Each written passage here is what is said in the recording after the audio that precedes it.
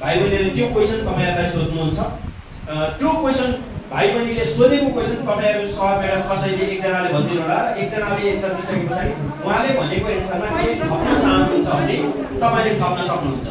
त्यसैले थप्ने प्रयोजनको लागि हामी कुरा गर्छौं। र त्यो काम गर्दाखेरि पहिले विद्यार्थीहरुले एउटा क्वेसन सोध्नुहुन्छ, त्यो एउटा क्वेसन सोधेको क्वेसनको एन्सर तपाईहरुलाई आइसकेपछि फेरि उहाँले के गर्नुहुन्छ, दोस्रो क्वेसन सोध्नुहुन्छ। दोस्रो क्वेसन सोधेपछि उहाँहरुसँग अब 5-6 वटा क्वेसन छ, त्यो सोधिसकेपछि अनि तपाईहरुको पालो आउँछ। तपाईहरुले पनि विद्यार्थीहरुलाई केही क्वेसन सोध्नुहुन्छ, विद्यार्थीहरुले एन्सर दिन्छन्। र यसमा यो छलफललाई सहज बनाउनलाई समयलाई व्यवस्थापन गर्नका निम्ति तपाईहरुले एन्सर दिएकोमा विद्यार्थीहरुले एउटा अथवा दुईटा क्रस क्वेसन गर्न सक्छन्। त्यही एन्सरलाई क्रस क्वेसन गरेर पनि फेरि दोस्रो तेस्रो क्वेसन जोडेर चाहिँ छलफललाई अगाडि बढाउन सक्छन्। यो कार्यक्रमलाई अब सुरुवात गर्नलाई हामी दुईटै तर्फ तयार छौं। विद्यार्थीहरु तयार हो? तयार। सरहरु तयार हुनुहुन्छ? विद्यार्थीले जस्तो पनि क्वेसन सोध्न सक्छन् है। ल अब यो छलफललाई हामी अगाडि बढाउन चाहन्छु। मैले सर्वप्रथम विद्यार्थी भाइ बहिनीहरुको तर्फबाट एकजनालाई क्वेसन राख्दिनलाई अनुरोध गर्छु। उहाँले क्वेसन राख्दिनु होला र सरहरु मध्ये कसले एन्सर दिनुहुन्छ एकजनाले उठेर एन्सर दिदिनु होला। विद्यार्थीले पनि उठेर क्वेसन सोधिदिनु होला। कसले सोध्नुहुन्छ पहिले? एकजना विद्यार्थीले कसले सोध्नुहुन्छ पहिलो क्वेसन? ल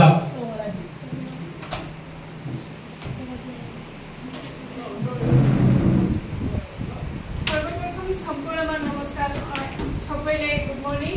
म कविता कुमारा। मलाई लागेको एउटा क्वेसन छ, म भन्न गइरहेको छु। किशोर अवस्थामा तपाईले गर्नुभएको कुनै त्यस्तो घटना छ जुन अहिलेका बालबालिकाले गर्ने जस्तै छ? त्यस बारेमा बताइदिनु होला। र त्यस्तो घटना अहिलेका बालबालिकाले नगरून् भन्नका लागि उनीहरूलाई के सुझाव दिनुहुन्छ? मलाई बताइदिनु। सरलाई क्वेसन क्लियर भयो? बाल किशोर अवस्थामा तपाईहरुले पनि कुनै घटना घटेको होला। त्यस्ता घटना अहिलेका बालबालिकाले जस्तो क्रियाकलाप गर्छन् त्यस्तै तपाईहरुको जीवनमा पनि घटेको होला। त्यस्तो घटना अहिलेका बालबालिकाले नगरून् भन्नका निम्ति के सुझाव दिन चाहनुहुन्छ र त्यो घटनाको पनि विवरण बताइदिनुला अनुरोध गर्नुभएको छ। सर म्याडम कसले एन्सर दिनुहुन्छ?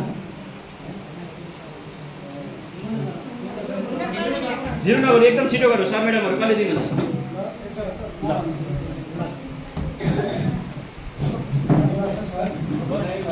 प्रश्नका लागि धेरै धेरै धन्यवाद पहिलेलाई। तपाईको प्रश्न अनुसार तपाईको जीवनमा केही घटना घट्नु भएको थियो कि यो किशोरावस्थामा र अनि त्यो घटनाहरू अब नदोहोरियन् भन्नको लागि के सुझाव दिनुहुन्छ भन्ने प्रश्न रहेको छ। र यसमा म के भन्न चाहन्छु भने मैले कक्षा 10 मै पढ्दाखेरि विक्रमसम्म 2055 सालमा कक्षा 10 मै पढ्दाखेरि विवाह गर्ने सोच त त्यति मैले बनाइसकेको अवस्था थिएन। मेरो घरबाट आमाबाले अलिक गरिहाल्नुपर्छ है, अब कहाँ हुन्छ यस्तो तिमी त्यति बेला एसएलसी छ, एसएलसी पास गरेर तिमी गइसकेपछि तिम्रो ठाउँमा काम गर्न छोड्नु पर्दैन भनेर अलिकति दबाब सिर्जना गरिसकेपछि हुन त त्यति बेला 18 वर्षको थिएँ, म 18 को थिएँ। अब गर्ने लगभग निधोमा पुगियो भन्नु पर्यो। अब पुगिसकेपछि उता म्याडमको उमेर चाहिँ जम्मा 15 वर्ष, जम्मा 15 वर्ष भएको रहेछ। भन्दाखेरि यो घटना मैले कहाँ जोड्न खोजेँ भने बाल विवाह भएको रहेछ भन्नु खोजेँ। मलाई 18 वर्ष पुगे तापनि म्याडमले चाहिँ 15 वर्ष मात्रै भएको रहेछ। र अनि त्यसपछि मैले विवाह गरेँ, विवाह बन्धनमा बाँधिसकेपछि मलाई के भयो त भन्दाखेरि आफै त महादेव उतानु पर, कसले त्यसलाई बर भन्ने छ एउटा उखान। आफै त महादेव उतानु पर, आफै त कहीँबाट के कमाउने स्रोत छैन, के छैन, आफै त आमा बुवाको घरमा खाइरहेका छु। अब मलाई के समस्या आइपर्यो भने अझ फेरि एकजना अर्को मान्छेलाई पाल्नुपर्ने भयो। त मैले जसरी जुन गतिमा मैले आफ्नो पढाइलाई लगिरहेको थिएँ त्यो गतिमा मैले पढाइलाई अगाडि धकेल्न सकेँ। केही काम गरेर भयो भने अलिकति यताउता गरेर भयो भने म्याडमको लागि खर्च जुटाउनु पर्ने स्थिति आयो। आफूलाई पनि उसलाई पनि खर्च जुटाउँदाखेरि मैले पढाइलाई समेत अलि बिट मार्दै अलि कुनै बेला यसो 2-3 महिना कमाउने, 2-3 महिना कमाइसकेपछि त्यो कमाइबाट ल्याएको पैसाले अलिकति खर्च आमा बुवालाई दिने, नुन तेल खानलाई, अनि थोरै खर्च चाहिँ गोप्यमा लुकाएर श्रीमतीलाई पनि दिने। अनि त्यसपछि अलिकति बसेकोले चाहिँ डणन्द्र पढ्दै गर्दाखेरि डणन्द्र पढ्ने थिएँ। ठाउँतिर गएर पढ्ने, त्यो पनि 2-3 महिना पढ्ने आउने यस्तो गर्दा गर्दै चाहिँ रेगुलर ठिकै भएको थियो हुन त। तर पनि अप्ठ्यारोहरू आए, उतापट्टि म्याडमलाई अप्ठ्यारो भयो, एक्लै बस्नुपर्ने स्थिति आयो, घरको काम गर्नुपर्ने स्थिति आयो, उसले आफ्नो पढाइ छोड्नु पर्यो। अनि त्यसपछि समयमै अब त्यो अलिकति चाहिँ केटाकेटीहरू भनौँ न सन्तान पनि हुनुपर्ने स्थिति, त्यो अब कस्तो भयो के भयो आफैले पनि ड्रामा लाग्छ आफ्नो जीवनको यो, त्यो हेर्दाखेरि मलाई यस्तो ड्रामा लाग्छ। त्यही भएर त हामी त चाहिँ दिन अब पढ्दै गऱ्यौँ र पढ्दै गर्दाखेरि धेरै कुराहरू, फेरि पपुलेसन पढेको मैले जनसङ्ख्याको विषय, त्यो पढ्दै गर्दाखेरि जनसङ्ख्या नियन्त्रण जति गर्नुपर्ने गर्नै सकेन। 3टा सरसफाइ मसँग, 2टा छोरा 1टा छोरी। त्यसपछि भ्यासेक्टमीको अनुभव पनि मलाई छ, भ्यासेक्टमी गरेर भ्यासेक्टमी गरिसकेका मान्छे पनि म हो, नत्र अहिलेसम्म दर्जना हुन्थ्यो के अब जस्तो लागेको छ। त्यसो भएर म अबका युवाहरूलाई, अबका पुस्तालाई म के भन्न चाहन्छु भने, अबका पुस्ताहरूलाई अब म के भन्न चाहन्छु भने, मेरो जस्तै गरी बाल विवाह नगर्नका निमित्त उनीहरूलाई यौन र यौनिकता सम्बन्धीका विविध विषयवस्तुहरू बारेमा गहन अध्ययन गरी, गहन बुझाइ गरी अनि र हाम्रो समाजको अग्रज राम्रालाई आत्मसात गर्ने र नराम्रो जस्तो कसैले बाल विवाह गरेर गएको छ भने ती कुराहरूलाई आत्मसात नगरिकन, जसले ढिलो विवाह गरेर 1-2वटा मात्रै सन्तान जन्माएर एउटा गुणस्तरीय जीवन जिइरहेको छ तिनीहरूलाई आत्मसात गर्नुहुनेछ। लहलाइमा लाग्नुहुने छैन। हामी गरिबी भनिरहेको छौँ, गरिबीले बाल विवाह पक्कै पनि भइरहेको छैन, बाल विवाहले गरिबी भइरहेको छ, त्यो चक्र छ एउटा जीवन चक्र जस्तो। यस कारणले गर्दाखेरि अबका पुस्ताहरूलाई सचेत रहन र बाल विवाह नगरिदिनका निमित्त हार्दिक अनुरोध गर्दै म तपाईँको उत्तर दिन खोजे अब कतिको सन्तुष्ट हुन्छ यसको लागि धन्यवाद सरलाई। विद्यार्थी भाइ बहिनी अर्को क्वेसन, समाजमा शिक्षक भनेको सबैले बुझेको मानिस मानिन्छ, तर यदि समाजमा भएको गलत कार्यको समाधान लाग्नुपर्ने शिक्षक र सबैलाई एक रोल मोडलको रूपमा रहने व्यक्ति किन गलत कार्यमा लागेका छन्? अब उहाँहरूबाट हामी बालबालिकाले के सिक्ने, यसबारे तपाईहरूको धारणा के छ त शिक्षकज्यू? कोही शिक्षक के भने एन्सर दिदिनला सर, उठेर दिनु। प्रश्नको लागि मेरो साथीलाई धेरै धेरै धन्यवाद। एकदमै राम्रो प्रश्न छ। प्रश्न समाजसँग जोडिएको, शिक्षकसँग जोडिएको र बालबालिकाहरूसँग जोडिएको, द्विपक्षीय सम्बन्धसँग जोडिएको प्रश्न छ। प्रश्नका लागि फेरि पनि मैले किशोर भाइबहिनीहरूलाई धन्यवाद व्यक्त गर्न चाहे। र शिक्षकलाई साँच्चीकै भन्नुपर्दा एउटा आलुसँग तुलना गरिन्छ। शिक्षक एउटा साँच्चीकै आलु हो। आलुबाट भेगसँग परिकारहरू बन्छ, आलुबाट पकौडा बन्छ, आलुबाट पुरी बन्छ, आलुबाट साग बन्छ, आलुबाट तरकारी बन्छ, आलुबाट हलुवा बन्छ, आलुबाट खिर बन्छ, आलुबाट चिप्स बन्छ, आलुबाट समोसा छोरा लगायत धेरै कुराहरू बन्छ। आलुबाट नबन्ने केही छैन। त्यसैले तपाईहरुको प्रश्नको उत्तर ध्यान दिएर सुनिदिनु होला है। मैले भनेको कुरा या त प्रश्न गर्नु भएन, प्रश्न गरिसकेपछि त्यो प्रश्नको उत्तर दिँदैछु। मैले भने शिक्षक आलु हो। शिक्षकबाट आलुबाट बन्ने परिकारहरू पनि धेरै बताए मैले, तर तपाईहरुले आलु राम्रोसँग देख्नु भएको छ। आलुको दाना देख्नु भएको छ, आलु फलेको देखाउनु भएको छ। ठ्याक्कै आलु खन्ने सिजन पनि आछ। आज भोलि यो बर्सातमा आलु जोगाउनु पनि अब बर्सातको समयमा गाह्रो हुन्छ। तर कहीँ कतै त्यो हामीले थनिगाईको गोदाममा राखेको आलुको एकजना कुइदियो भने त्यसले सारा जहाँ थनिगाएको छ त्यो पुरा वातावरणै गन्ध आउँछ। त्यो आलुले कुहिएको आलुले अरू पनि कुहिँदै जान्छ। भनेपछि अब त्यतिवटा परिकार बन्ने आलुको दाना कुहेपछि हामीले त्यो नजिकै जान चाहिएन। ठ्याक्कै शिक्षण पेशा नितान्त आफैमा गौरवान्वित पेशा छ। प्रत्येक पेशाहरू सम्मानजनक छन्। त्यसमा पनि शिक्षण पेशा अपनाउने व्यक्ति शिक्षक बन्नुमा आफै गौरवान्वित हुनुपर्ने कुरा छ। किन? तपाईहरुले शिक्षक आन्दोलनमा देख्नु भयो होला, शिक्षकको तलमा तागत छ भन्ने त भाइरलमै भनेको छ नि, हैन? त्यसपछि देख्नु भयो होला, तिमीलाई कसले पढायो? हामी जस्ता गुरुले, हैन? न्यायाधीश कसले बनायो? हामी जस्ता गुरुले। बाइबल कसले बनायो? हामी जस्ता गुरुले। प्रधानमन्त्री कसले बनायो? हामी जस्ता गुरुले। तर समय परिस्थिति हुँदाहुँदै शिक्षक पनि एउटा मानव हो। मानवीय अनेक आवश्यकता चाहनाहरू परिपूर्ति गर्ने क्रममा कहिलेकाहीँ शिक्षक एउटा अब्बल व्यक्ति हुँदाहुँदै पनि समाजलाई चलाउने, समाजका व्यक्तित्वहरूलाई चलाउने र बालबालिकाहरूको भविष्य निर्माता हुँदाहुँदै पनि कहिलेकाहीँ वातावरणको कारणले गर्दा, साथी सङ्गतको कारणले गर्दा, विभिन्न दुर्व्यसनको कारणले गर्दाखेरि शिक्षक फस्न जान्छ। कहिलेकाहीँ मैले भने नि साथी सङ्गत, कुनै बाह्य व्यक्तिको सङ्गत त्यस्तो हुन सक्छ, कुनै समाज र परिवेशले त्यसलाई त्यही कुराहरू काम कुराहरू गर्न बाध्य तुल्याउन सक्छ भने त्यस्तो परिस्थितिमा शिक्षक आफ्नो अस्तित्वलाई गुमाउन बाध्य हुन्छ। शिक्षक आफ्नो अस्तित्वलाई गुमाउन बाध्य हुन्छ, जसले गर्दा उनले आफ्नो नैतिक पतन भएको थाहै पाउँदैन, आफू दुर्व्यसनमा फसेको थाहा पाउँदैन, मेरो साथी सङ्गतले फस्यो कि वातावरणले फस्यो कि त्यो कुरा थाहा पाउँदैन। र अब हजारौं शिक्षकहरूमा एक दुईजना शिक्षकहरू हुन सक्छन् दुर्व्यसनमा फसेका हुन सक्छन् अथवा विविध कारणले गर्दाखेरि आफ्नो क्यारियर गुमाएका हुन सक्छन्। तर हामीले के बुझ्नुपर्छ भने एउटा शिक्षक गलत छ भने पनि त्यो शिक्षक गलत भए पनि उनले सुझाव कहिले पनि गलत दिँदैन। शिक्षक रक्सी खाला, शिक्षक चुरट पिउला, शिक्षक दुर्व्यसन गर्ला, तर कहिले पनि किशोर किशोरीहरू र समाजका व्यक्तिहरूलाई तपाईँ चुरट खानुहोस् भन्दैन, तपाईँ रक्सी पिउनुहोस् भन्दैन, तपाईँ गाली गर्नुहोस्, झगडा गर्नुहोस् भन्दैन। हामीले किशोर किशोरी भाइ बहिनीहरूले यही सिक्नुपर्छ। व्यक्ति गलत भए तापनि उनले गर्ने व्यवहार, उनले दिएको सुझाव र उनले सिकाएका कुराहरू हाम्रो लागि सही छन् भनेर मनन गर्नुपर्ने हुन्छ। रक्सी खाने मान्छे, बुवा रक्सी खान्छ, छोराछोरीहरूलाई कहिले रक्सी खानुहोस् भनेर कहिले भन्दैन, कहिले भन्दैन। आफ्ना नानी बाबुहरूलाई, किशोर किशोरीहरूलाई विद्यालयमा कहिले पनि यो गलत काम गर्नुहोस् भनेर भन्दैन।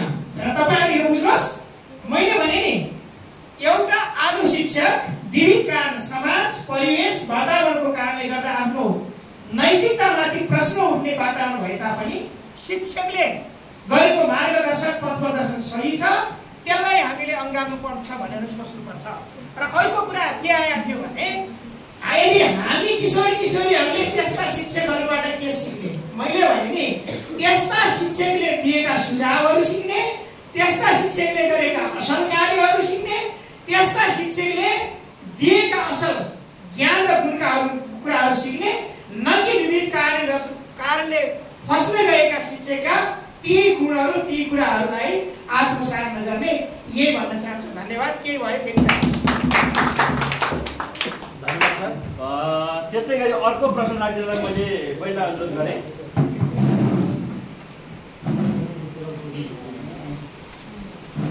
सुरक्षित यौन व्यवहारको कुरा गर्नुहुन्छ, तर धेरै शिक्षक सामाजिक अगुवाबाट नै असुरक्षित व्यवहार भएका छन् वा हुन सहयोग गरेका छन्। अब हामी बालबालिकाले तपाईँहरूबाट के सिक्ने, यस्तो समस्या समाधान गर्न हामीलाई के सुझाव दिनुहुन्छ?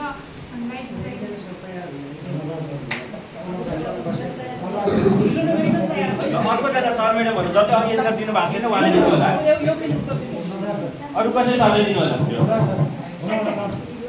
एकदम सर्टकट छोटोमा एन्सर दिइदिनु होला।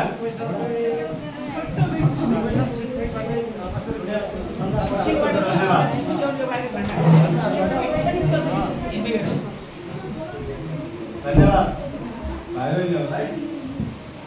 अब तपाईँहरूले सुरक्षित यौन व्यवहारको बारेमा सोध्नु। अब हामी सुरक्षित यौन व्यवहारका कुराहरू हाम्रो गाउँमा, समाजमा सुरक्षित यौन व्यवहार हामी खुला रूपले यस्ता यौन व्यवहारका कुराहरू हामी गरिराखेका हुँदैन र हामी त्यो अज्ञानतावश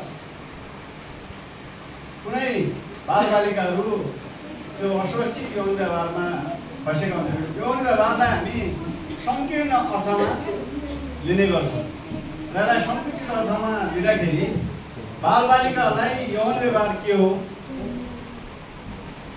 यसबाट हुने हानिहरू हामीले सम्झाउन नसक्दा तपाईँहरू यदाकदा त्यो असुरक्षित यौन व्यवहारमा फस्न सक्नुहुन्छ। र हामीले यो सिएसी शिक्षाको गुणस्तरीयता र सान्दर्भिकता नबुझ्नाले समाज सापेक्ष ती कुराहरू हामीले पस्किन नसक्दाखेरि कहीँ कतैबाट त्यस किसिमका असुरक्षित जीवन व्यवहारहरू असुरक्षित यस्ता घटनाहरू भएको हामी यत्रतत्र समाजमा मिडियामा हामी सुन्नमा आएका छौँ, देख्नमा आएका छौँ। त्यसले अब तपाईँहरूको क्वेसन चाहिँ असुरक्षित जीवन व्यवहार शिक्षकहरूबाट नै भएका छन् भन्ने यत्रतत्र न्युजहरूमा तपाईँले सुन्नुभएको होला। उसले भने जस्तै एकजना चाहिँ आलु उब्जिएपछि सबै आलुलाई बिगार्छ भने जस्तै हो। कहीँ कतै त्यस किसिमका असुरक्षित जीवन व्यवहारहरू भयो होला। तर हामीले यसको यो सिएससी शिक्षाको एउटा गुणस्तरीयता, एउटा यसको सान्दर्भिकता र यसलाई कुन बेला कुन व्यवहार अपनाउने भन्ने कुरा हामी ज्ञान नहुँदाखेरि तपाईँहरू त्यसमा असुरक्षित जीवन व्यवहार गरिराखेका हुन्छन् धेरै किशोर किशोरीहरू। त्यसैले हामीले यस्ता व्यवहारहरूलाई चाहिँ पहिले पनि गर्नु हुँदैन र आफूले चाहिँ त्यसमा जो जिज्ञासाहरू हुन्छन् जिज्ञासाहरू मेटाउनुको लागि आफ्नो राइट, आफ्नो अधिकार खोज्दाखेरि अर्काको अधिकार हराउनु नहोस् भन्ने किसिमले हामीले यस्ता यौन व्यवहारहरू चाहिँ अप्नाउनु पर्छ। र हामी यताउता सुन्नु जबरजस्ती गर्नेका कुराहरू, त्यस्तै अन्य कुराहरू, त्यस्तै हेपाका कुराहरू, त्यस्तै गरेर विभिन्न कुराहरू सुनिरहेका हुन्छौँ। त्यसैले यी कुराहरूबाट हामीले सजगता अप्नाउनु पर्ने हुन्छ। धन्यवाद। धन्यवाद सर। सरको दुईटा क्वेसनमा भाइहरूको अझै थप केही क्वेसन छ। सरले योभन्दा पहिलेका सरले भनेको प्रश्नको उत्तर चाहिँ मलाई एकदमै राम्रो लाग्यो। तर मैले नबुझेको कुरा चाहिँ के भने शिक्षकले के भन्नुभयो भने शिक्षक गलत भए पनि उनले राम्रो कुरा सिकाउनुहुन्छ। ऊ शिक्षक गलत व्यवहारमा फसेको छ भने पनि उसले राम्रो कुरा सिको भन्ने सिकाउँछ। तर म हजुरलाई नै एउटा उदाहरण दिन्छु। यो सिगरेट खाइरहेछ भने यसले मलाई सिगरेट नखानु भन्न मिल्दैन, किनभने म पनि यसलाई के भन्छु भने त आफू खाइरहेछस् अनि मलाई नखा भन्छस्, किन भन्छस् त त्यस्तो भनिन्छ। त्यसैले म हजुरलाई के भन्छु भने शिक्षकले पनि गलत हुनु भएन नि। शिक्षक त जान्ने सुन्ने मान्छे जसलाई समाजमा सबैले सिकेको हुन्छ, त्यो भनेको नै शिक्षक हो। शिक्षकले नै त्यस्तो दुर्व्यसनको काम गर्यो भने विद्यार्थीहरूले के कसरी आफूले राम्ररी आफू खाइरहेछ अनि आफू शिक्षकले आफू खाइरहेछन् तर विद्यार्थीलाई नखा भन्दैछन् भने त्यो त मिलेन नि। यसका बारेमा प्रश्न पारिदिनुहोस् त सर।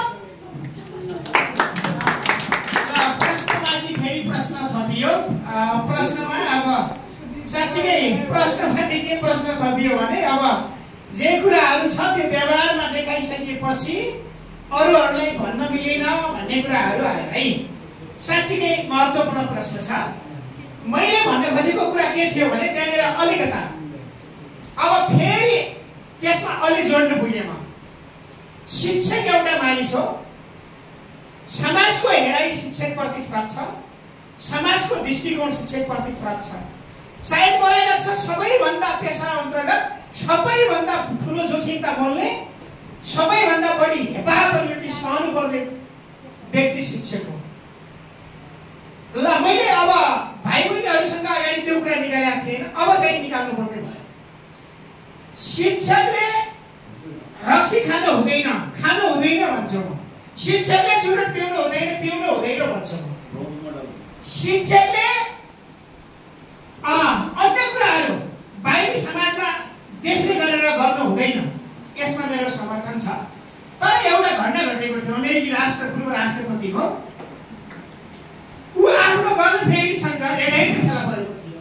एउटा राष्ट्रपति जस्तो मान्छे। उनले के भनेको थियो भने यो मेरो ह्युमन राइट्स हो, यो मेरो मानव अधिकार हो। शिक्षकका पनि यौन चाहनाहरू हुन्छन्, शिक्षकका पनि यौन आवश्यकताहरू हुन्छन्, तर शिक्षकका पनि आफ्नै खालका इच्छा र आकांक्षाहरू होला। तर ती इच्छा र आवश्यकता र चाहनाहरूले समाजमा छरपष्ट हुने गरेर व्यक्तिचाही गर्नु पर्दैन। किनकि शिक्षकले शिक्षक भइसकेपछि एउटा हात बाँधेर टेन्डुफोरु शिक्षक हो। विद्यालयको आचार संहिता र विद्यार्थीसँग गर्नुपर्ने बिहेभियर, अभिभावकसँग गर्नुपर्ने बिहेभियर गर्नैपर्छ। तर टेन्डुफोर ऊ पनि मानिस हो, उसका पनि आवश्यकता हुन्छ, उसका पनि चाहना हुन्छ। ती आवश्यकता र चाहना उसले पुरा गर्न पाउनुपर्छ, उसको अधिकारको कुरा हो। श्रीमतीसँग सुत्न पाउँछ, श्रीमतीसँग शारीरिक सम्पर्क गर्न पाउँछ, आफ्नो गर्लफ्रेन्डसँग बस्न पाउँछ, यो उसको अधिकारको कुरा हो। तर मैले भनिसके नैतिकताका कुराहरू गुमाउनु भएन शिक्षकले। समाजका किशोर किशोरीहरूमा गलत प्रभाव गर्ने गरेर समाजलाई भट्काउने गरेर शिक्षकले ती कुराहरू गर्नु भएन। अझै म चित्त बुझ्ने गरेर भन्दैछु, शिक्षकले रक्सी पिउनु हुँदैन भन्दैछु म, शिक्षकले जुवातास खेल्नु हुँदैन भन्दैछु म, शिक्षकले दुर्व्यसनका कुराहरू गर्नु हुँदैन भन्दैछु म। तर यदि त्यस्तो चाहना छ, यदि उसको गर्नै पर्ने बाध्यता छ, उसको शरीरले ती कुराहरू मागेको छ भने त्यसको परिवार असर समुदायमा पर्न दिनु हुँदैन। त्यही भएर भनेको हो मैले, आफू रक्सी पिउँछ भने उसले रक्सी बालबालिकाहरूबाट मगाउनु भएन। आफू चुरोट पिउँछ भने उसले बालबालिकाबाट त्यो चुरोट मगाउनु भएन। पहिलो कुरा त दुर्व्यसन र कुलतबाट टाढा रहनु पर्यो। यदि शरीरले त्यस्तो नै मागेको छ, उसको आवश्यकता नै हो, चाहना नै हो भनेपछि त्यो चाहनाको र त्यो अधिकारको कारणले गर्दा उसले समाजमा असर पार्ने पर्ने काम गर्नु भएन मैले भन्न चाहन्छु। यसमा केही अझै प्रश्न छ भने म उत्तर दिन तत्पर छु। धन्यवाद सर। अब यो यसलाई चाहिँ हामीले कहिले भने एउटा रोल मोडल भइसकेपछि आफूलाई रोल मोडल रूपमा देखाउनु पर्छ। त्यो शिक्षक होस् अथवा कुनै पनि अभियन्ता होस्, उसले त्यो देखाउनु गर्न सकेन भने मैले यो गरेर मैले यो गर्दाखेरि मलाई यो असर भयो, तिमीले चाहिँ नगर है भन्ने तरिकाले सन्देश दिनुपर्छ भन्ने सरको अभिप्राय रह्यो। त्यसमा मैले अलिकति जोड्न चाहेँ र अर्को क्वेसन भाइलाई राख्दिन। धन्यवाद सर। मेरो प्रश्न के छ भनेपछि तपाईले बृहत यौनिकता शिक्षाको तालिम लिनुभएको छ। मैले यस विषयमा तपाईले तपाईको तर्फबाट तपाईको घर परिवार तथा साथीसँग यस विषयमा कुरा गर्नुभएको छ या छैन? छ भनेपछि के गर्नुभएको छ र छैन भनेपछि किन गर्नु भएन? धन्यवाद। अरु कोही सरले भन्दैन, अघि जसले एकजनाको उहाँदेखि बाहेक फरक भन्दैन सर अथवा म्याडम जसले भन्छ। धन्यवाद। यो प्रश्नको उत्तर पनि सिधै यौन र यौनिकतासित जोडिएको छ। यो प्रश्न यौनिकतासित जोडिँदाखेरि हामीले यो तालिम लिइसकेपछि थुप्रै कार्य गर्दै आइरहेका छौँ।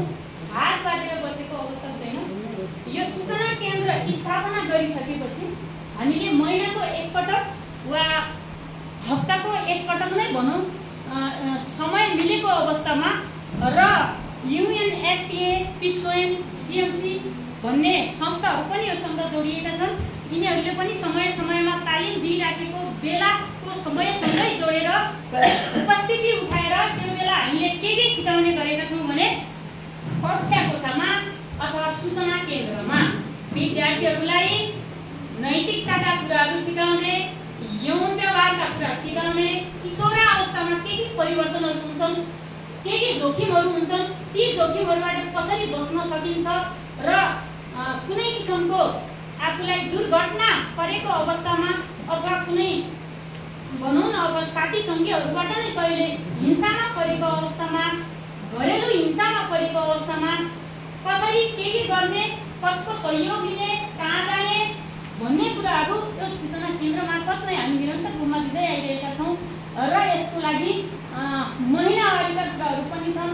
समस्या परेको बेलामा जस्तै सेनिटरी प्याड हाम्रो सूचना केन्द्र सधैँ खुला गरिएको हुन्छ र कुनै छात्राहरूलाई भनौँ विशेष गरेर किशोरावस्थामा समस्याहरू पर्ने गर्दछन्। ती समस्याहरू उनीहरू अहिले खुलेर भन्न पाएका छन्, डराउँदैनन्। पहिला यस्तो कुराहरू गऱ्यो भने हामी आफै जनसङ्ख्या शिक्षा पढ्ने बेलामा सरहरूले त्यो च्याप्टर पढाउनु हुन्न थियो, यसरी पाना पल्टाएर जानुपर्ने अवस्था थियो। तर अहिले हामी लाइनमा नै बसाएर विद्यार्थीहरूलाई धेरै कुराहरू सिकाउने गरेका छौँ। उनीहरू पनि निर्धक्क किसिमले कुनै किसिमको हेजिटेसन फिल नगरेर हामीहरूसँग आउँछन्, म्याम हामीलाई यो चाहियो भनेर भन्छन्। औषधि कहिले काहीँ पेट दुख्यो, महिनावारी भएको बेला माग्छन् हामीहरूसँग, हामी सक्दो सहयोग गरिदिन्छौँ। अब डक्टरको जस्तो सिट हामीलाई हुँदैन औषधि दिन, तैपनि हामीले केही जानी बुझेको समस्यामा सहयोग गर्ने कार्य हामी गर्दै आइरहेका छौँ। यसमा थप टिमहरूको केही क्वेसन छ भने त्यसको उत्तर म दिन तयार छु। धन्यवाद। धेरैको जवाब हामीले दिनुभयो। त्यसै गरी भाइ अर्को भाइको यहाँ प्रश्न छ। धन्यवाद सर। मेरो प्रश्न यस्तो छ, तपाईँले विरत एवनिताको तालिम लिनुभयो। तालिम लिएपछि तपाईँले आफ्नो जीवनमा केही परिवर्तन भएको महसुस गर्नुभयो? विरत रूपमा व्याख्या गरिदिनु हुन अनुरोध गर्दछु। अरू अघि दिनुभएको त फरक सरले दिनु होला। तालिम लिइसकेपछि तपाईँको जीवनमा के परिवर्तन भयो भन्ने कुरा छ। धन्यवाद प्रश्नको लागि भाइ बहिनीहरूलाई। अति स्वाभाविक प्रश्न जुन हामीसित जीवनसित व्यतीत भएको घटना प्रश्न छ। अब यो किशोर अवस्थामा हामीले किशोर अवस्था भनेको एउटा किशोर र किशोरी अहिलेका किशोर र किशोरीमा मात्र देखा परेको होइन नि। किशोर अवस्था त हिजोदेखि पनि चलिरहेको थियो। सीएससी सम्बन्धी 2072 सालमा नेपाल सरकार नेपाल परियोजना नियोजन सङ्घद्वारा नेपालमा कार्यक्रमहरू सञ्चालन भए। हेर्नुहोस्, अब तालिम पाइसकेको पिरियड र तालिम नलिइसकेका पिरियडहरूमा धेरै अन्तर छ। हेर्नुहोस्, जस्तै मेरो विद्यालयमा यो सीएससी सम्बन्धी तालिम दिँदाखेरि फाइनली किसिमले विद्यार्थीहरू आफ्नो साथीसँग सर म्याडमसँग आफ्ना लागेका मनका भावनाहरू पोख्न सक्ने स्वतन्त्र रूपले र महिनावारी हुँदाखेरि जसले उसको पठन पाठनमा ठुलो समस्या पारेको थियो त्यसका लागि पनि विद्यालयमा सेनिटरी प्याड अनि त्यो प्याड पनि लिनलाई सजिलो होस् भनेर हामीले म्याडमहरूलाई होइन आमासित कुरा गर्न छोरीहरूले सजिलो मान्छन् भनेर म्याडमहरू मार्फत हामीले प्याडहरू वितरण गर्यौँ। अनि प्याडहरूको सही सदुपयोग पनि कम भएको देखियो। हेर्नुहोस्, कुनै कुनै ठाउँमा प्याडहरू लगेर जङ्गलमा फालिएको अवस्था पनि भेटायौँ हामीले।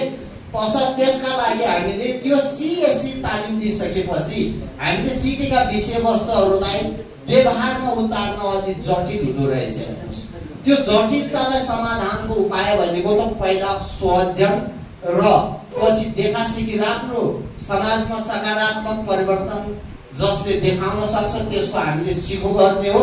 र केही यौन र यौनिकता सम्बन्धमा जिज्ञासा अझै छन् भने हामी सकभर तपाईँहरूका जिज्ञासा यो समाजमा ओरिएन्टेसन कोर्स अथवा ट्रेनिङबाट पनि तपाईँहरूले यो तालिम दिइसकेर नलिइसकेको कुराहरू अवगत भइरहेको छ। हेर्नुहोस्, नेतृत्व विकास भइरहेको छ।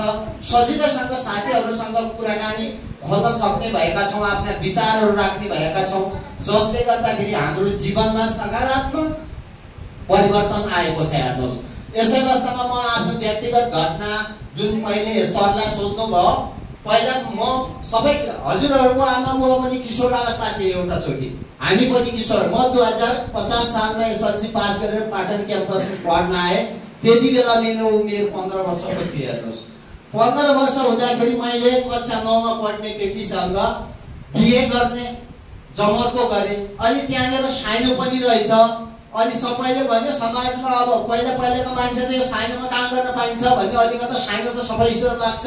अनि मैले भने उहाँको इच्छा मसित गर्नेछ, मेरो इच्छा उहाँसित गर्नेछ भने त्यसमा केही फरक छैन, तपाईँहरू जे गर्नुहोस् भने। समाजले मागी विवाह जस्तै मैले विवाह गरेँ। हेर्नुहोस्, र त्यो विवाह गरिसकेपछि घर परिवारले मलाई छुटो बनाइदियो बाल विवाह गर्नका समस्या। हेर्नुहोस्, मेरो इन्टरमा पढ्ने उमेर त्यति बेलाको, अनि केटीको चाहिँ कक्षा 9 मा पढ्ने उमेर।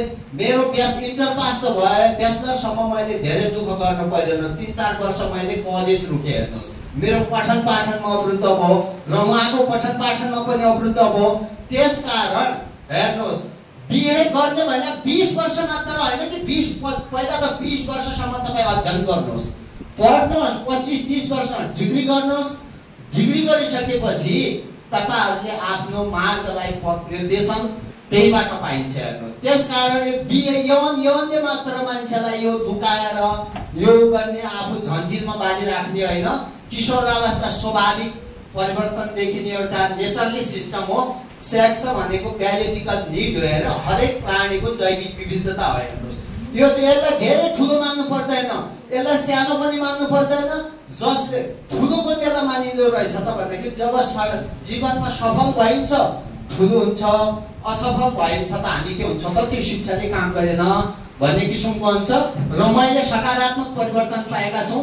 केही अभिभावकहरूसँग पनि मैले कुराकानी गरेका छु यस विषयमा। हेजिटेसन नहोस्, हाम्रा छोरीछोरीहरूको भविष्य जोडिएको छ, हामीले सम्झाउनु पर्छ र विद्यालयमा पनि तपाईहरुले कतिको उपयोग गर्नुभएको छ भन्ने कुराहरू पनि छ। हेर्नुहोस्, विद्यालयमा कुनै स्कुलमा कक्षा कोठाहरूमा ल्याब साइन्सको कोठाहरूमा राखेका छौँ। मेरो विद्यालयमा त एउटा साइन्स ल्याबको कोठामा राखेका छौँ।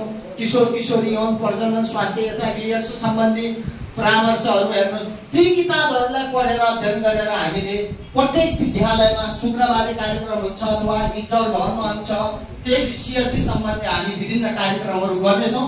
त्यसले पनि तपाईहरुले स्वयं आफैले भोग्नु भएको छ। तालिम लिइसकेको र नलिइसकेको अवस्थामा हामी धेरै फरक भइसकेका छौँ। अझै यसलाई हामीले निरन्तरता दिनुपर्छ। धन्यवाद। धन्यवाद। सरको बृहत एन्सर आयो, तर भाइ अझै पनि सन्तुष्ट भएको महसुस गरेको छैन मैले। भाइले मलाई भनिरहेछ, त्यसलाई फेरि प्रश्न राख्न अनुरोध गरेँ।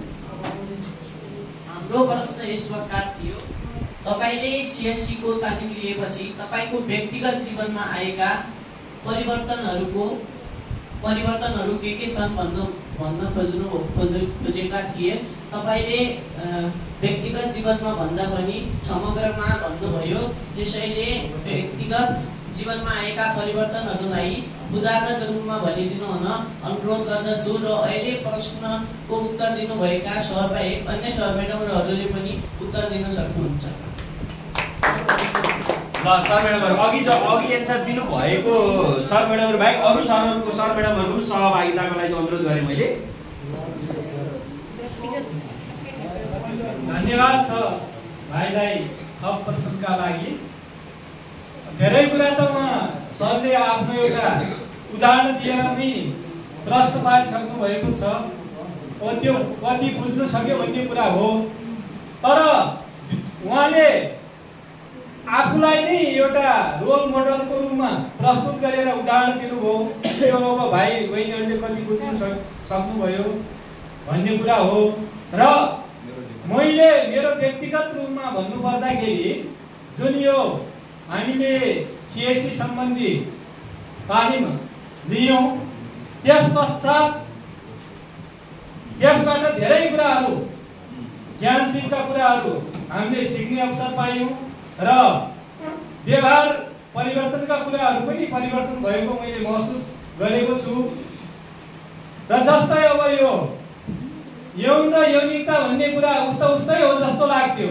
अन्त हामीले अब डिग्रीसम्म पढ्दा पनि ती विषयहरू आएका थिए, तर त्यसमा गहिरिएर अध्ययन गर्ने अवसर मिलेको थिएन। जब मैले यो तालिम लिन पाए, त्यसपछि यौन भनेको फरक हो, यौनिकता भनेको फरक हो भन्ने कुरा मैले त्यस सम्बन्धी जानकारी हासिल गर्न सके। त्यसै गरी यो लिङ्ग र लैङ्गिकता छ र जुन यो पहिला यौनका कुराहरू आउँदाखेरि कक्षा कोठामा विद्यार्थीहरूसित खुलेर त्यसको प्रश्न उत्तर गर्न अलि हिचकिचाहट ममाथि पनि हुन्थ्यो। त्यो कुरामा पनि मैले परिवर्तन महसुस गरेको छु। र जुन भाइ बहिनीहरू पहिला कक्षा कोठामा मसँग गर्ने व्यवहार भनौँ न यौनका कुराहरूमा, यौनिकताका कुराहरूमा, यो स्वास्थ्य सम्बन्धीका कुराहरूमा उनीहरूकोमा पनि मैले सिकाउने, मैले पढाउने तरिकाले उनीहरूमा पनि परिवर्तन भएको मैले महसुस गर्न सकेको छु। र यस सम्बन्धी अन्य कुनै भाइ बहिनीहरूलाई केही अरू जिज्ञासा भए भन्नु सक्नुहुन्छ भन्दै म यस प्रश्नको उत्तर यही किसिमले दिन चाहन्छु। धन्यवाद सर। सरको अरू थप क्वेसनहरू विद्यार्थी भाइहरू अझै पनि छ, यो क्वेसन राख्दैन मैले पहिला अनुरोध गरेँ। धन्यवाद सर। मलाई आज एउटा प्रश्न सोध्न मन लाग्यो। विद्यालयमा बृहत यौनिकता शिक्षा विस्तार गर्ने हाम्रो सामाजिक मूल्य मान्यता र सांस्कृतिक एएफआईसी र सिएससी विस्तारमा समस्या छ भन्नुहुन्छ अनि भनिन्छ। तपाई पनि यस समाजका अग्रज र अभिभावक हुनुहुन्छ अथवा पढे लेखेका हुनुहुन्छ, जानेका हुनुहुन्छ, तालिम लिएका हुनुहुन्छ। ती समस्यालाई समाधान गर्न तपाईले के गर्नुहुन्छ र के गर्ने योजना बनाएका हुनुहुन्छ यसको एन्सर बताइदिनु हुन अनुरोध गर्छु। सर म्याडमहरु, अब समाजमा हामीले धेरै जुन चुनौतीको कुरा छ, चुनौती समाधानको कुराहरूको चाहिँ प्रश्न आएको छ। कोही सर म्याडमहरुले अघि एन्सर दिनुभएको छ, फरक सर म्याडमले एन्सर दिनलाई अनुरोध गरे मैले।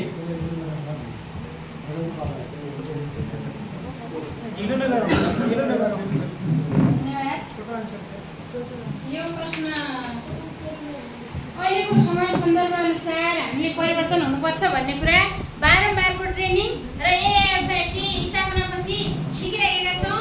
म फोकस शिक्षक भइसकेपछि पनि मैले त्यो सुरुमा यो कक्षा कसरी सञ्चालन गर्ने, यहाँ आएर हामीले बच्चाहरूलाई के सिकाउने भन्ने कुरा पनि सिकाइदिनौँ। अहिलेको यो योजना अनुसार बिस्तारै परिवर्तन ल्याउने। म आफू त परिवर्तन भइसकेको छु। मेरो विद्यालयलाई पनि सकारात्मक सोचतिर यो त हाम्रो आधारभूत आवश्यकता रहेछ, यसलाई हामीले सुधार गर्नुपर्छ। यो किशोर किशोरीहरूमा अहिले जे पनि विकास गर्नुपर्ने हो, जहाँ कमजोर छ त्यहाँ विकास हुन्छ।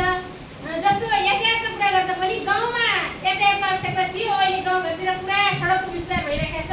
त्यस्तै गरी यो यौन र यौनिकता शिक्षाको बारेमा किशोर किशोरावस्था र युवा प्रौढहरूलाई पनि यो यौनिकता शिक्षाको बारेमा खुलेर बोल्नुपर्ने रहेछ। यो एउटा समस्या होइन, यो त हाम्रो स्वास्थ्य जीवनसँग सम्बन्धित रहेछ। यसमा हामीले सकारात्मक परिवर्तन ल्याउनुपर्छ भनेर समयमा विद्यालयमा मात्र होइन, गाउँ टोल समाजमा पनि धामी झाँक्री अनि यो अन्तर्पुस्ता संवाद कार्यक्रमहरू जस्ता क्रियाकलापहरू गर्दैछौँ। यसको बिस्तारै हुनेछ भन्ने सोचेका छौँ। अन्य 2077 सालमा एएफआईसी स्थापना हुँदाको अवस्था र 2082को अवस्थामा धेरै परिवर्तन भइसकेको छ। किशोर किशोरीहरू खुलेर बोल्न सक्ने यो त हाम्रो आधारभूत आवश्यकता हो। यसका बारेमा हामीले जानकारी गर्नुपर्छ, थाहा पाउनुपर्छ भन्ने कुराहरू एउटा एएफआईसीले मात्रै भूमिका नखेली अबका किशोर किशोरीहरू पनि उजागर हुने, विभिन्न संस्थाहरूद्वारा पनि यसका मागहरू राख्ने, नीति तथा कार्यक्रममा पनि राख्नका लागि किशोर किशोरीहरूले अस्तिको त्यो वडा भेलामा पनि किशोर किशोरहरूले आफ्ना मागहरू राखेका जस्ता कुराहरू देखेको छ। यसमा सकारात्मक परिवर्तन भएको देखेको छ। धन्यवाद। धन्यवाद म्याडमलाई। अब अर्को प्रश्नलाई भाइ तयार हुनुहुन्छ? यहाँहरू सम्पूर्णमा मेरो नमस्कार। आज म एउटा प्रश्न सोध्न चाहन्छु। त्यो प्रश्न यस प्रकार छ कि हामी किशोर किशोरीलाई यौनका कुरा सोध छलफल गर भन्नुहुन्छ, तर तपाईँ शिक्षकहरूले यसलाई छलफलमा ल्याएको कुरा घर परिवारमा पुर्याउनुहुन्छ। अब हामी किन तपाईँसँग छलफल गर्ने र त्यस्तो समस्या आउन नदिन तपाईँ प्रतिबद्धता छ? के प्रतिबद्धता छ तपाईँहरूको? छलफल गरेको कुराहरू घर परिवार अथवा अर्को जहाँ नपुग्नु पर्ने त्यहाँ पुर्याइदिइहाल्नुहुन्छ। अब त्यसलाई कसरी समाधान गर्नुहुन्छ? अब नगर्न नै तपाईँको प्रतिबद्धता के छ? सर म्याडमहरू कसैले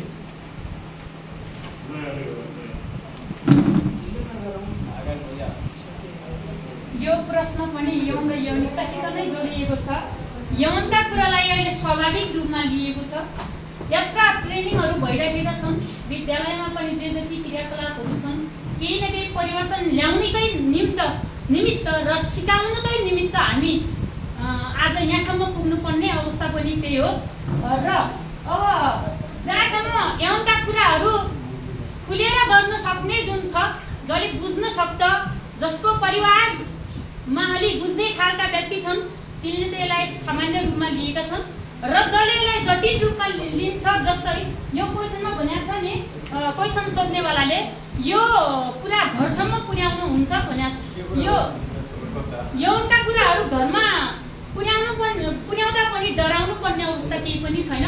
किनभने शिक्षकहरू पनि आमा बुवा जस्तै हुन्, बच्चाको व्यवहार यस्तो छ भन्ने किसिमका कुराहरू उनले सेयर गर्छन्। यो अभिभावक, विद्यार्थी र शिक्षक जब तिनैको त्रिपक्षीय सम्बन्धबाट नै विद्यार्थीको एउटा भविष्य बन्छ भने यो कुरा घरमा अब सर्वत्र सामान्य कुरा हो, नपुर्याउनु राम्रो हुन्थ्यो। यदि पुर्याइहाल्यो भने पनि तिमीहरूले डराउनु पर्ने केही छैन, किनभने अब यो सामान्य रूपमा हामीले लिएका छौँ। यसलाई धेरै ठुलो बनाउनु पर्ने अवस्था पनि चित्त बुझेन भने फेरि सोध्नु होला।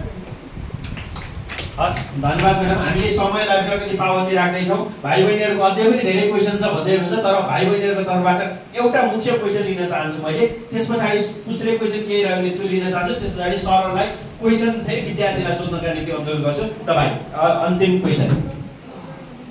तपाईँले विरोधी यौनिकता शिक्षाको तालिम सिकेर आफ्नो गाउँमा जानुभयो। त्यहाँका मानिसहरूलाई विरोधी यौनिकता शिक्षाको बारेमा केही पनि थाहा छैन भने त्यस्तो अवस्थामा तपाईँ तिनीहरूलाई कसरी सम्झाइ बुझाइ गर्नुहुन्छ र के भनेर सम्झाइ बुझाइ गर्नुहुन्छ र किन गर्नुहुन्छ? प्रश्न पार्नु सर म्याडमहरू।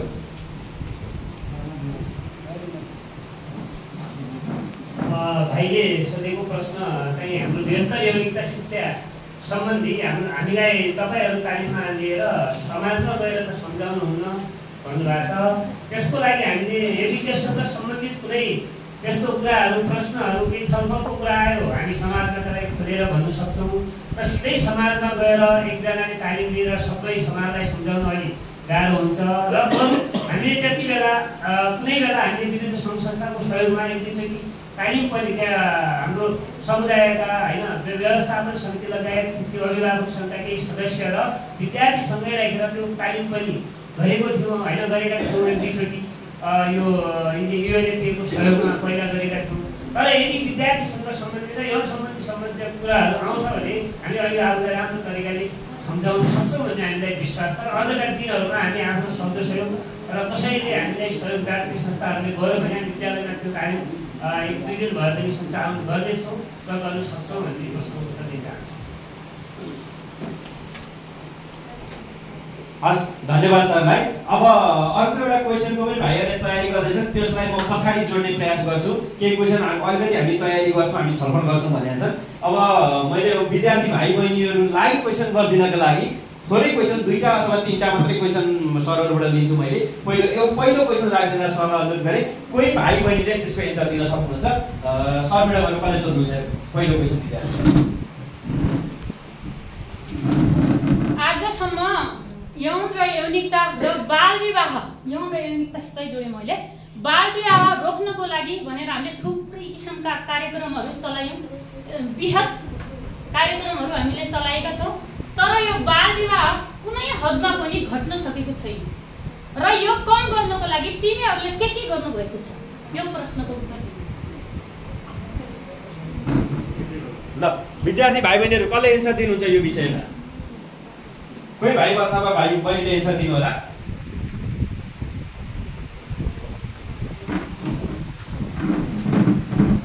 उहाँको प्रश्न के रहेको थियो भने समाजमा रहेका समस्या अथवा बाल विवाहलाई रोक्नका लागि तपाईँले के भूमिका निर्वाह गर्नुभएको छ?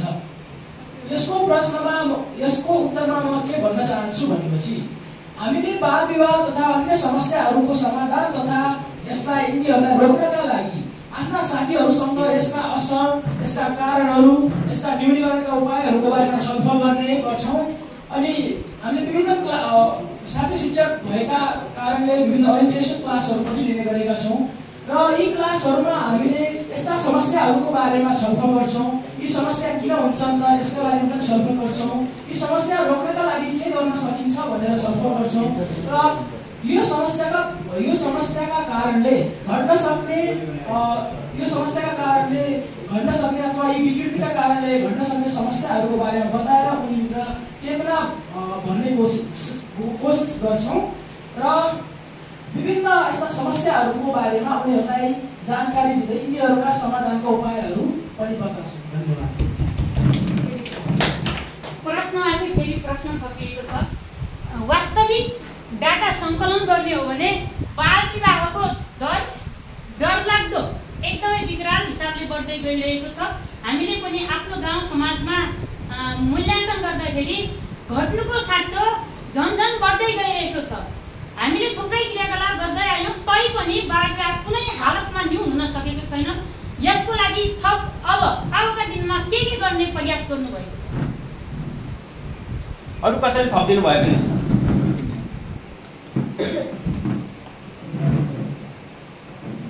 उहाँको प्रश्न अनुसार अझ थप उहाँको चित्त नबुझेर उहाँले प्रश्न अझ भयो। यसमा म अझ न्यूनीकरणको लागि म के भन्न चाहन्छु भने अझ पनि हामीले त्यो पहिला जुन कार्य हामी रोक्नका लागि गर्दैछौँ त्यसमाथि अझ हामीले त्यसलाई निरन्तरता अझ दिनुपर्छ।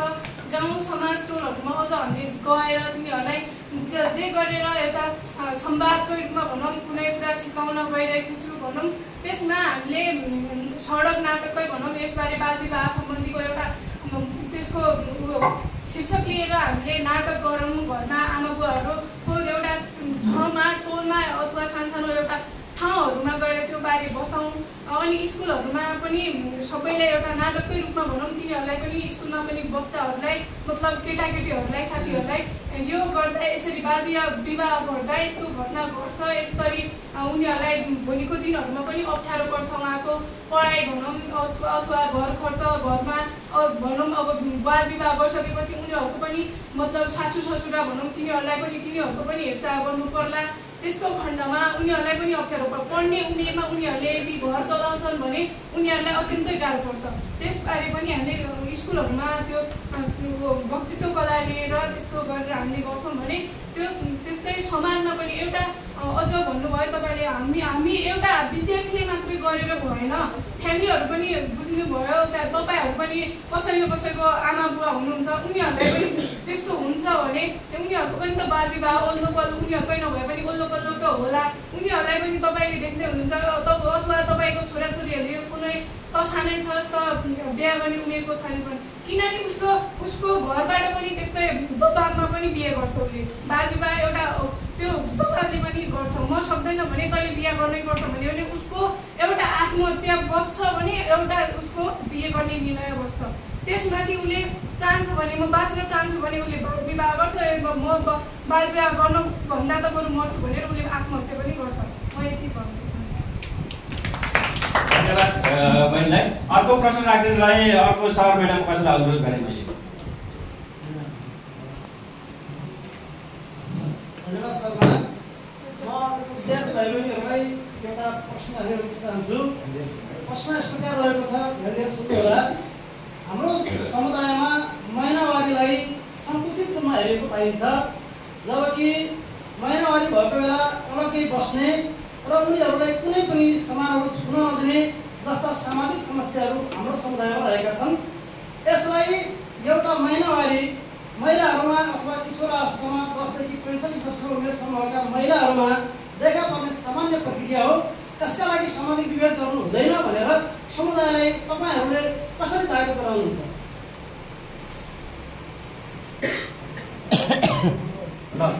कोही भाइ बहिनीले इच्छा दिन अनुरोध गरेँ मैले।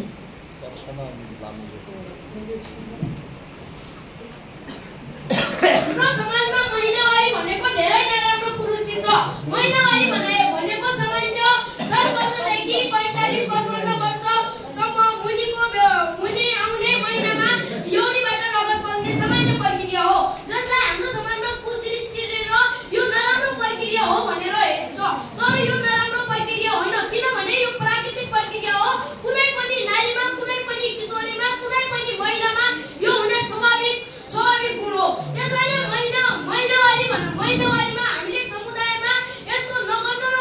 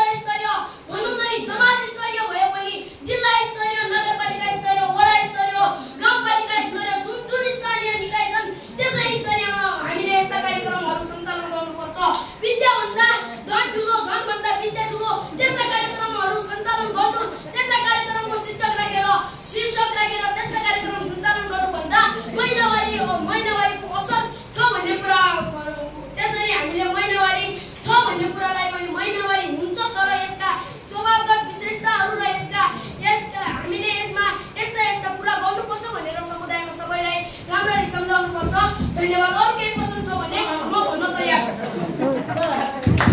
धन्यवाद भाइलाई। अब एउटा क्वेसन सरहरूको केही छ भने धेरै लामो गयो है हाम्रो प्रश्नहरूको उत्तरहरू। ल प्रश्न ध्यान दिएर सुन्नु होला। जीवनसँग जोडिएको प्रश्न छ। तपाईहरूले सिएससी को तालिम 3 पटक 2 पटक र 1 पटक सबैजनाले लिइसक्नु भएको छ। तपाईहरू सबैजना रिभ्यू मिटिङमा पनि आउनु भएको छ। सिएससीबाट धेरै ज्ञान सिप र धेरै कुरा जीवनका सिपहरू जीवनोपयोगी सिपहरू पनि प्राप्त गर्नु भएको छ। तपाईहरूको घरमा मोबाइल फोन छ, ध्यान दिएर सुन्नु होला। त्यो मोबाइल फोन तपाईहरू दैनिक रूपमा समय मिलाएर चलाउनुहुन्छ र त्यो मोबाइल फोन चलाउँदा चलाउँदै कुनै एकजना किशोरीको अर्थात् कुनै एकजना किशोरको कुनै एकजना किशोरीसँग त्यही मोबाइलको कारणले गर्दा प्रेम सम्बन्धमा बाँधिनु भयो र कुनै किशोरी कुनै अर्को किशोरसँग प्रेम सम्बन्धमा बाँधिनु भयो। तपाईहरूको उमेर मान्नुहोस् अहिलेलाई 15 वर्ष छ। ती किशोरीले किशोरसँग विवाह गरि नै हालौँ, अहिले नै विवाह गरौँ भनेर किशोरीहरूले मर्यादा गरेकी छन्। अर्को एकजना किशोरले अर्को किशोरीसँग पनि विवाह गरिहालौँ भनेर मर्यादा गरिरहेका छन्।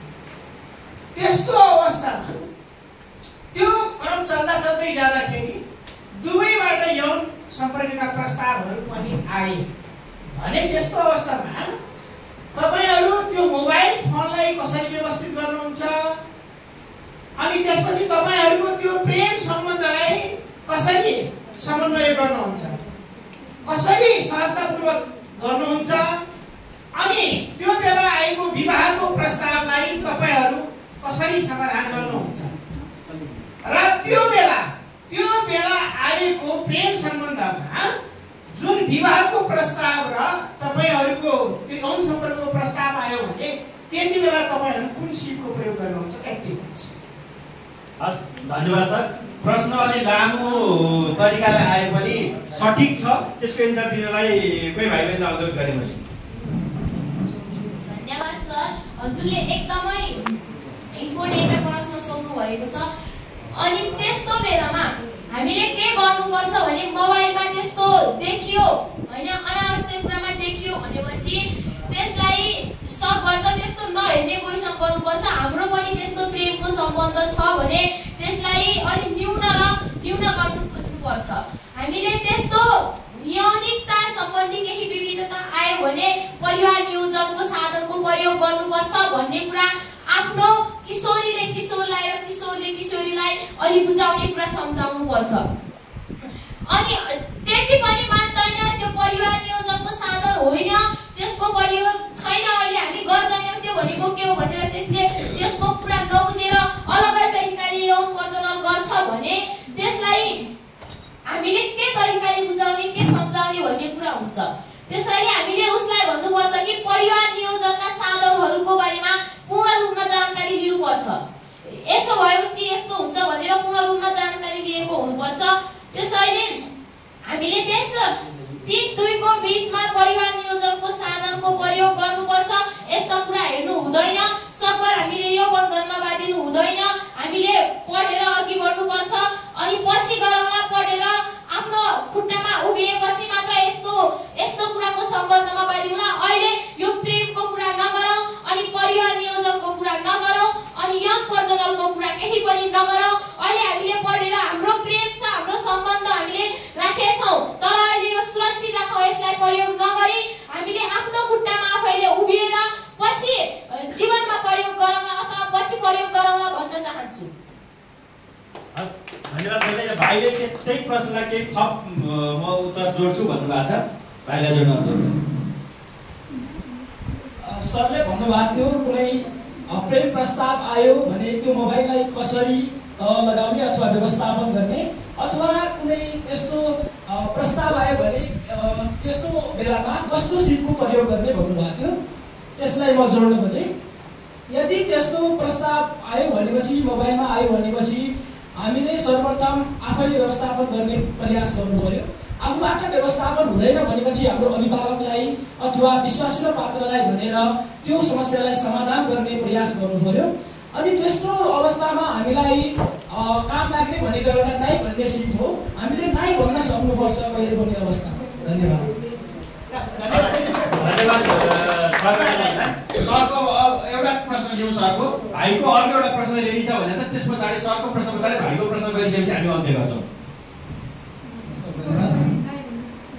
एउटा प्रश्न मेरा विद्यार्थीहरूलाई सोध्ने मन लाग्यो। कुरा के हो भने हाम्रो देशको तथ्याङ्कलाई हेर्दै गर्दाखेरि टिनेज भनौँ न तपाईँहरूको यो एजमा बढी जसो केटीहरू लाजकृत हुने गरेको पाइएको छ र खुल्ला टाउको उभ्याएर हुन त धेरै नघटेको स्थिति त होइन। धेरै सङ्घ संस्थाहरूको यो अथक प्रयासले गर्दाखेरि बलात्कार जन्ने घटनाहरू त धेरैवटा घटिसकेको के अरे न्यून भइसकेको अवस्था छ।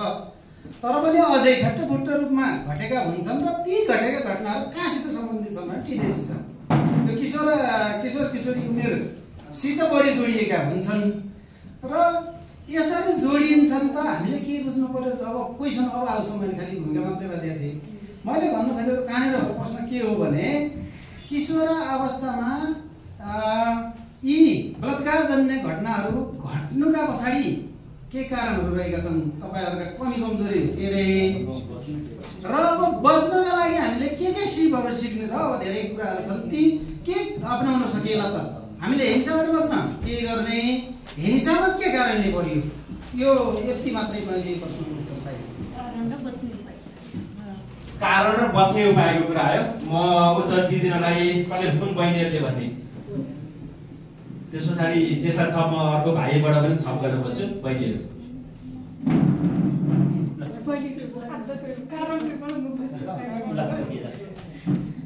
धन्यवाद सर। सरले एकदमै राम्रो प्रश्न सोध्नुभयो।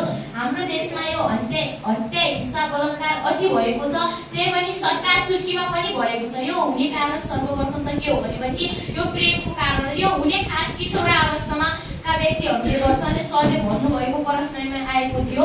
यसको प्रमुख कारण चाहिँ के हो भने तिनीहरू प्रेमको बन्धनमा बाँधिन्छन्।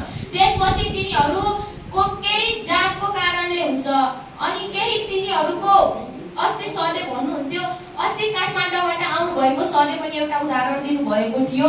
त्यस्तै हुन्छ, तिनीहरू प्रेममा बाँधिएर कि त यिनी आत्महत्या गर्न खोज्छन्, अनि आओ भेट्न आओ भन्छन्। कुनै गोठालो गएका हुन्छन्, कुनै घाँस काट्न गएको नाटकले जान्छन्।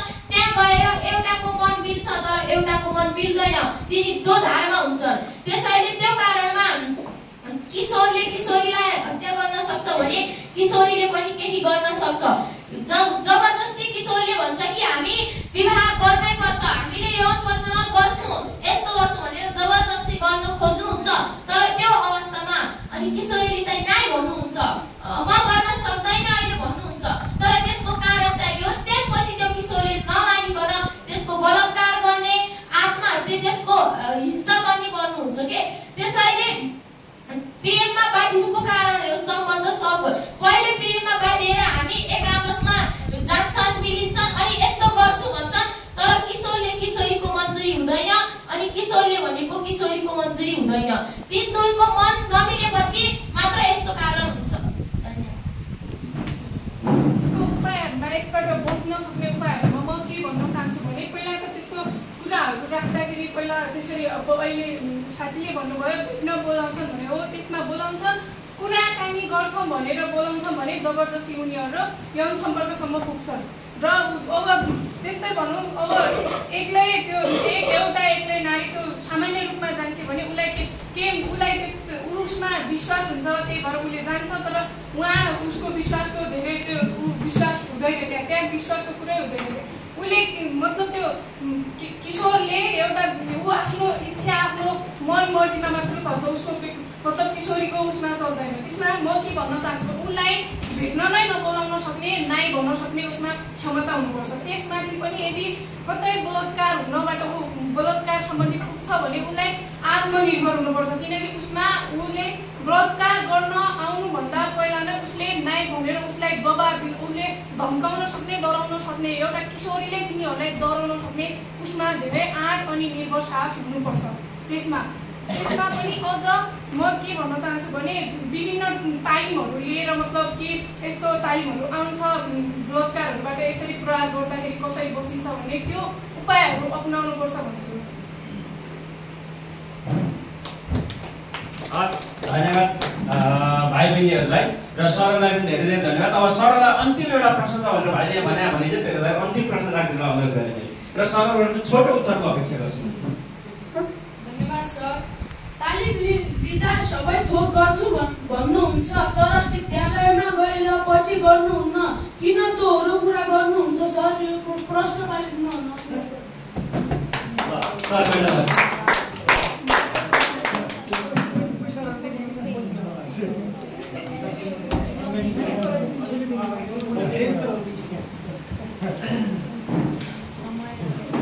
धेरै धेरै धन्यवाद। राम्रो क्वेसन गर्नुभयो एकदमै। र विविध कारणहरू हुन्छन् यसमा। एउटा त वास्तवमै हामीले यो कार्यक्रमलाई गर्छौँ भनेर जाँदै गर्दाखेरि हामी एकजना मात्रै फोकल पर्सन, हिजो पनि यो कुरा आइसकेको हो, र अरू सर म्यामहरू लगायत चाहिँ के त फलानुले मात्रै भत्ता खान्छ, उसले गर्ने हो कि उसको जिम्मेवारी हो भन्ने किसिमको चाहिँ के त कुराकानी पनि आउँछ। प्लस चाहिँ के त हामीले अनि सबै कुराहरू जुटाउन सक्ने स्थिति हुँदैन। स्कुलमा भौतिक सुविधादेखि लिएर आर्थिक अवस्थादेखि लिएर तमाम कुराहरूका बावजुद पनि हामी धेरै चुनौतीलाई चाहिँ गर्नुपर्ने स्थिति हुन्छ। तैपनि यो कुरालाई पोजिटिभ रूपमा लिएर हामीले जति सक्दो साधन सुविधा वा चाहिँ स्रोतलाई जुटाएर हामीले यस्ता क्रियाकलाप गर्नुपर्छ, गरेरै छोड्नुपर्छ, तर जति सक्दो भए पनि अनि सुरुवात चाहिँ यसबाट गर्नुपर्छ भन्ने मलाई लागेको छ। अब प्रतिबद्धता जाहेर भयो सर है। हस्, धन्यवाद सर म्याडमहरू। यो कति क्वेसनहरू प्रत्यक्ष सरले सोध्न सक्नु भएको थिएन होला विद्यार्थीलाई, अहिले यहाँ सोध्ने मौका पाउनुभयो। विद्यार्थीले पनि कति कुरा सोध्न इच्छा हुँदै पनि सोध्ने मौका पाएका थिए, त्यो मौका अहिले उपलब्ध भयो। हामीले यस्तै किसिमको संवादहरू हिजो हामीले कुरा गऱ्यौँ। अभिभावकहरूले, शिक्षकहरूले र समाजकर्मी व्यक्तिहरूले यौन तथा प्रजननका कुराहरू गर्नका निम्ति एएफआइसी सञ्चालनका लागि, सिएससीका कक्षाहरू सञ्चालनका लागि विभिन्न चुनौतीहरू छन् भन्यौँ। यस्ता चुनौतीहरूको बिचमा चाहिँ यसरी दोहोरो संवादहरू गराउन सक्छौँ हामीले, जुन विद्यालय व्यवस्थापन समिति र विद्यार्थी बिचमा अन्तर्क्रिया गरेर विद्यालय भएका समस्याहरू कति शिक्षकहरूले भनेको कुरा व्यवस्थापन समितिले नसुनिरहेको अवस्थामा विद्यार्थीहरूलाई जोड्न सक्छौँ, विद्यार्थीहरूको कुरालाई पनि हामी लिएर गएर जान सक्छौँ भने चाहिँ यस्ता समस्या समाधान गरेर यस्तो किसिमको छलफल अन्तर्क्रियाहरू गर्न सक्छौँ। यस्तो तपाईँहरूले ऐन अबको दिनमा विद्यालयमा गइसकेपछि यस्तो कार्यलाई निरन्तरता दिनलाई अनुरोध गर्छु र आजको छलफलमा सहभागी हुने भाइ बहिनीहरू, सर म्याडमहरूलाई धेरै धेरै धन्यवाद।